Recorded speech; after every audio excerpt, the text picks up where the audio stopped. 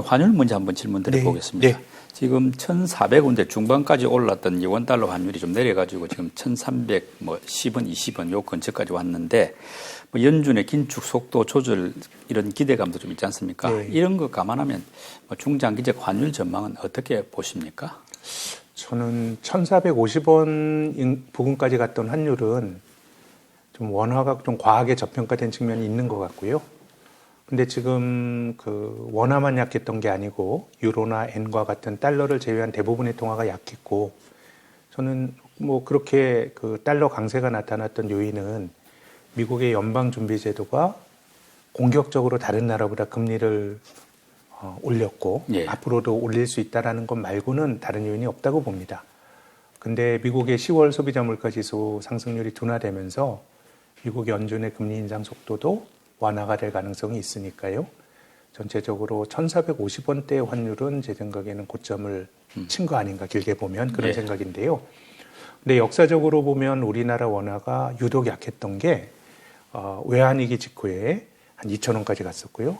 또 2008년도 글로벌 금융위기 직후에 원달러 환율이 1,600원까지 갔습니다. 그 이후에 원달러 환율은 그야말로 수직 낙하였습니다. 원화가 아주 급격하게 강해졌는데 저는 이번에는 그럴 가능성이 낮다고 봅니다. 그렇게 생각하는 이유는요.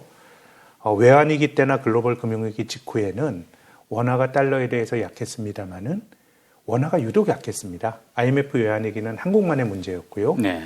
2008년 글로벌 금융위기 때도 우리나라 은행들이 외화 유동성 관리를 잘못해서 은행들이 외화 부도가 날 뻔했거든요. 우리에게 문제가 있다 보니까 원화가 다른 나라보다 통화보다 더 약했습니다. 그러니까 우리나라처럼 제조업 강국인 나라는 환율이 높으니까 수출 가격 경쟁력이 좋아서 그 이후에는 무역 수지 흑자가 늘어나면서 원화 가치도 아주 빠른 속도로 절상이 됐죠. 예. 근데 지금이 외환위기와 글로벌 금융위기 때와 본질적으로 다른 거는 원화만 약한 게 아닙니다. 네. 엔과 유로가 같이 약합니다. 킹달러 현상이죠. 그렇죠. 예. 그러다 보니까 원화가 과거 원화 약세처럼 누릴 수 있었던 우리 기업들의 아주 독보적인 가격 경쟁력을 누리기가 힘든데요. 그걸 한국과 일본의 수출 데이터가 어느 정도를 보여주는데요. 8월 달에 우리나라 수출 증가율이 5%대일 때 일본은 22%. 네. 9월 달에 우리 수출 증가율이 2%대로 둔화가 됐을 때 일본은 28%로 더 늘어났습니다. 네. 그렇게 본다 그러면 이번 사이클에서는 딱히 한국의 무역 수지가 과거처럼 원화 약세에 의해 빠르게 개선되긴 좀 힘들 것 같고요. 예. 그렇게 본다 그러면 환율이 어디까지 떨어질 거냐, 이걸 제가 지금 말씀드릴 만한 아이디어는 없습니다만은 이번에 원화 가치가 절하되기 전에 원달러 환율이 조금 강해지면 1,100원 밑으로 갔다가 네. 고점은 1,200원 조금 넘는 수준. 이게 이제 통상적인 레인지였다 그러면 제 생각엔 저점과 고점이 그때보다 훨씬 더 높아지지 않을까라는 생각입니다. 네. 어쨌든 이 환율이 그렇게 과거처럼 막 세게 오르지는 않는다고 보지 않습니까? 네. 이런 환율 상황으로 본다면 이제 외국인 매수세는 앞으로도 당분간 좀 지속될 수 있겠습니까?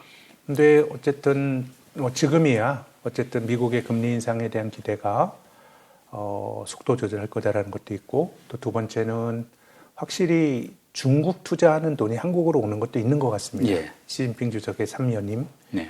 그리고 또 대만에서의 지정학적 긴장, 네. 이런 것들 때문에 과거에는 한국과 대만의 외국인 매매가 거의 비슷했는데요. 9월 중순부터 대만은 팔고 한국은 샀으니까 뭔가 이제 중국 쪽의 지정학적 긴장이 한국으로 옮겨가는 면은 있는데, 근데 어쨌든 미국이 금리를 공격적으로 또 내릴 수 있는 형편은 아니니까 외국인 매수도 우리가 작년에 동학 개미들이 계속 주식을 샀던 네. 그런 힘은 아니지 않을까 생각은 합니다. 그러면 조금 들어올 수는 있는데 네. 아주 강하게 매수세가 들어온다고 특히 기대할 주가가 수는 올라가면 어렵다. 올라간 상황에서 주가를 더 끌어올리면서 사기에는 네. 미국의 금리나 이런 것들이 조금 높은 상황이 아닌가 싶습니다. 네. 그리고 미국 10년물 국채 금리 같은 경우에는 4%까지 높아졌다가 네. 이제 10월 물가가 조금 완화되면서 3%대로 다시 내려왔는데 그래도 이거 높은 수준이지 않습니까? 높은 수준이죠. 네. 이게 과거에 2%까지 안 되던 상황도 있었는데 이런 식으로 좀 더 하향 안정세가 되려면 어떤 상황이 돼야 가능할까요? 인플레이션이 유의미하게 통제가 돼야 될 것 같은데요. 근데 제 생각엔 내년도에는 2023년도에는 미국 연준이 금리를 1분기 이후에는 금리를 올리기 어렵다는 게 저의 예상입니다. 예. 근데 그것이 물가가 연준이 생각하는 중앙은행이 생각하는 이상적인 물가 수준, 지금까지 한 2% 물가 상승률이 중앙은행이 지향하는 물가 상승의 목표치였는데 그때까지 저는 안 떨어질 거라고 봅니다.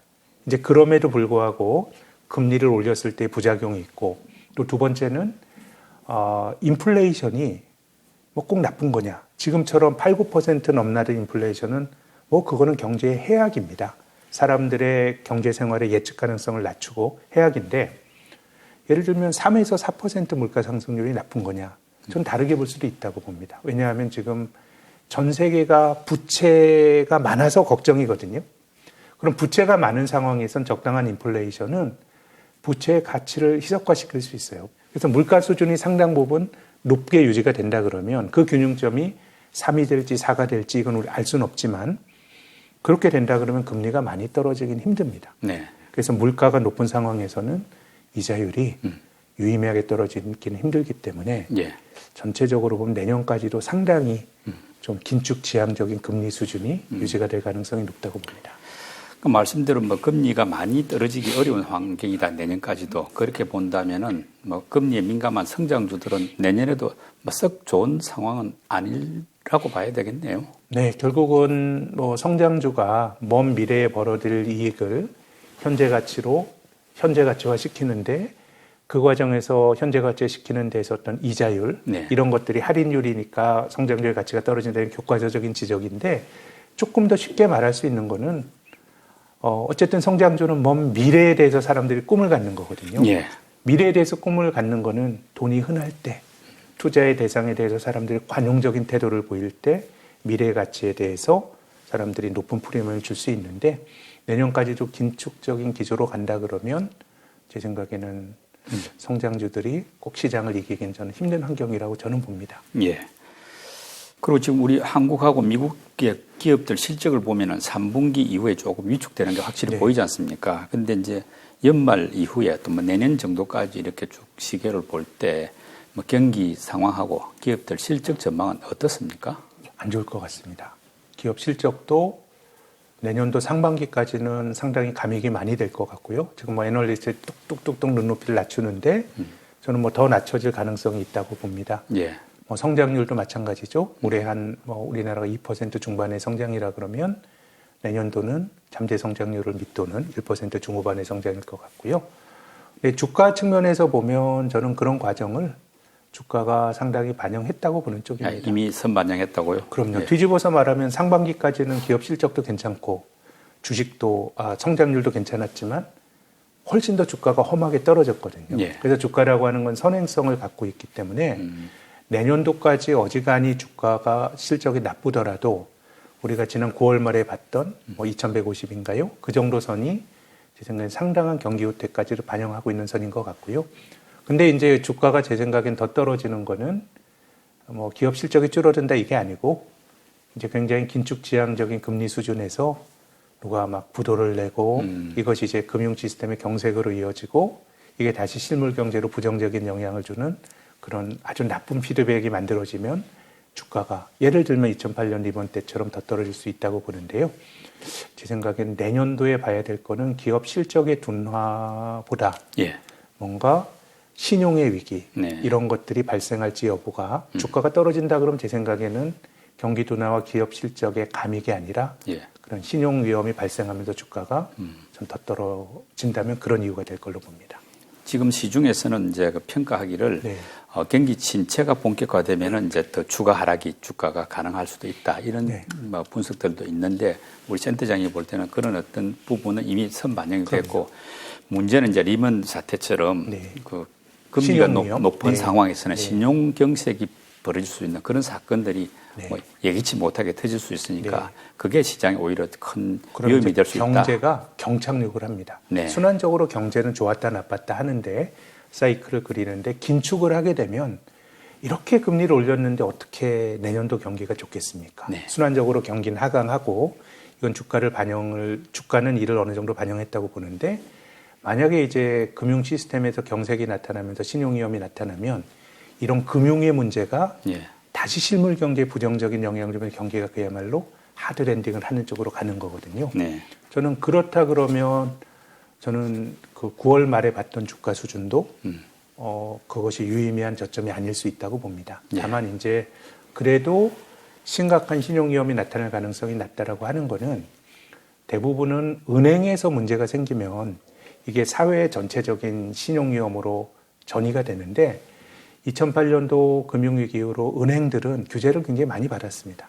예. 이제 그러다 보니까 우리나라도 은행은 건전한데 뭐 지금 부동산 PF 같은 거 막 이슈가 많이 되지 않습니까? 그림자 금융이라죠. 네. 그 10년 전에 다 은행이 했던 비즈니스예요. 네. 근데 그걸 막으니까 증권사도 하고 캐피탈도 하고 저축은행도 하고 예. 그래서 그들이 돈을 많이 벌었던 것인데 근데 은행이 그 어떤 신용위험의 연결고리로 되지 않으면 이게 심각한 시스템적인 리스크로 전이가 되는 경우는 좀 낮은 것 같아요. 예. 그래서 제 생각에는 그럴 확률은 낮다고 보는데요.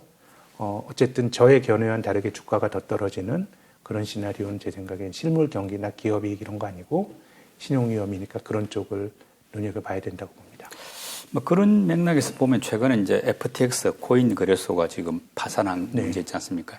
뭐 사실 암호화폐, 가상화폐는 네. 예전에는 없던 일이고 네. 최근 몇 년 사이에 생겼는데 이게 지금 뭐 워낙 규모가 크다 보니까 이제 파산이라든지 또는 뭐 신용이 위기에 오면은 이게 다시 실물 경제 또 뭐 정시까지도 네. 영향을 미치는 그런 그림도 가능하지 않겠습니까? 누가 손해를 보는 사람은 있을 텐데 이제 그게 문제가 되려면 제 생각에는 가상화폐가 오히려 저는 아주 역설적으로 제도권에 편입 안 된 게 네. 오히려 지금 같은 국면에서는 더 낫다고 봐요. 아. 그들만 손해보고 마는 거고 예. 근데 말씀하신 것처럼 근데 그게 문제가 있을 때 다른 쪽으로 전이가 되는 구조는 사람들이 빚을 많이 져서 투자하는 경우는 레버리지를 이렇게 투자하는 경우 그런 일이 발생할 수 있는데요. 뭐 가상화폐로 레버리지를 일으켜서 투자하는 뭐 여러 가지 스킬이 있습니다만은 기본적으로 가상화폐나 주식과 같은 자산은 내 돈 갖고 하는 거고요. 예. 부동산 같은 경우는 돈을 빌려서 하는 것이죠. 네. 그래서 가상화폐 투자는 레버리지도가 낮기 때문에 제 생각에는 그것이 시스템적인 리스크, 사회 전반적인 신용 리스크로 전이가 될 가능성은 낮다고 봅니다. 뭐 거시경제 이야기는 조금 했으니까 다시 투자 전략으로 좀 넘어가겠습니다. 네. 지금 이제 연말이 다가오니까 배당주 투자에 대한 관심들이 좀 높은데요. 네. 이제 문제는 배당락이라고 이게 또 꽤 커가지고 네. 배당은 받습니다만 주가가 빠지는 이런 문제가 있는데 비교적 안전한 어떤 배당주 투자 전략이 있다면 어떤 것일까요? 그걸 저는 트레이딩으로 하면 안 된다고 생각합니다. 배당을 주는 기업은 안정적으로 주니까 그걸 장기적으로 배당을 쌓아가면서 내가 일종의 캐시플로우 관점에서 해야지. 예. 연말에 주식을 사갖고 사람들이 바보가 아닌 다음에야 올해 연말에 배당이나 이런 것들의 가능성들은 이미 다 프라이싱을 하고 있으니까요. 그래서 지금 배당주를 산다 그러면 제 생각에는 연말에 배당락이 되면 다 그런 것들은 이제 시장에서 이렇게 이제 초과 수익을 얻기 힘들 정도로 조직이 되는데 그래서 저는 배당 투자는 안정적으로 배당을 받을 수 있는 그런 투자의 용처로서 생각하는 게 맞다는 말씀을 드리고 싶고 트레이딩 관점에서 본다 그러면 배당주를 살 수 있는 게 두 가지가 있는 것 같아요. 한 8, 9월 정도에 예. 8월 정도에 12월 결산 범위내 배당 관련주들의 주가가 반복적으로 코스피를 이기는 경향이 있어요. 네. 그러니까 12월이 아니고 예. 언론사에서 찬바람 불 때 배당주를 본다가 아니고 예. 서너 달 전에 배당을 주는 기업을 사게 되면 초과 수익을 내는 경험이 있는데 그럼 서너 달 전에 어떻게 하냐? 배당을 안정적으로 주는 기업은 대체로 정해져 있어요. 배당이라고 하는 그 회사의 철학이 반영이 되는 거니까 여름에 사는 경우가 오히려 더 낫고요. 네. 그리고 또 트레이딩 관점에서 보면 12월 말과 1월 초에 배당락이 됐을 때 주식을 사는 게 네. 상대적으로 한 서너 달 동안에 그 코스피 대비 초과 수익을 내면서 오히려 회복이 되는 경향이 있기 때문에 이건 일종의 역배당 투자라고 말씀드리고 싶어요. 배당받을 권리가 없어지지만 주가가 더 빨리 반영을 해서 그렇게 된다 그러면 지금 트레이딩 관점에서 내가 남들과 모르는 배당에 대한 정보가 있다면 다르겠지만 여기서 배당을 통해서 초과 수익을 낸다라는 거는 좀 무망한 일인 것 같고 예. 오히려 배당락이 됐을 때가 주식을 사기엔 좋은 기회였다는 말씀을 드리고 싶습니다. 뭐 지금은 뭐 찬바람은 불지만은 배당주 투자하기는 좀 적절하지 않고 이미 반영이 된 거죠. 돼 있거나 예. 차라리 배당당 이후를 기대하는 게 더 하거나 낫겠다. 아니면 이 장기적인 배당 여력을 봐서 내가 배당을 받으면서 기회를 보겠다. 배당이 되게 중요합니다. 그리고 뭐 그동안 이제 개별 종목 투자한 경우에도 많이 힘들었는데 지수 투자한 분들도 지금 주가가 내려가면서 많이 뭐 손해를 입은 편이지 않습니까? 근데 지금 같은 시장 상황에서 지수 투자는 뭐 어떻게 하는 게 조금 안전할까요? 저는 뭐 주식 투자는 안전함은 없다고 봐요. 상대적으로 안전한 방법. 생각보다. 근데 다만 지수로 투자하면 크게 낭패는 안 봅니다. 주가 지수라는 것 자체가 어떻게 보면 승자의 기록이에요. 우리가 개별 종목을 투자하면 대박이 날 수도 있지만 지난 10여 년 동안에 상장 폐지가 된 종목이 500개 가까이 되거든요. 그런 거 잘못 고르면 재산 가치가 빵이 될 수도 있습니다. 근데 주가 지수라고 하는 거는 끊임없이 나쁜 건 배제시킵니다. 그리고 좋은 거는 넣어요. 상장 폐지라는 것 자체가 그 주식을 산 사람에겐 비극이지만 끊임없이 나쁜 건 배제시킵니다.